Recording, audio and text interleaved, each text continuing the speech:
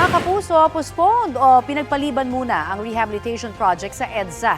Kasunod po yan ang direktiba ni Pangulong Bongbong Marcos. Sa June 13 dapat sisimulan ang EDSA rebuild pero ipagpapaliban muna ito nang hindi bababa sa isang buwan. Gusto ng Pangulo mas pag-aralan pa ng Department of Transportation at Department of Public Works and Highways ang proyekto. Dati nang sinabi ng DPWH na posibleng tumagal ang EDSA rebuild ng 2 taon. Ang gusto naman ng Pangulo, mapabilis ito ng hanggang 6 na buwan lamang. Susunod naman daw sa direktibang yan ang DOTR at DPWH.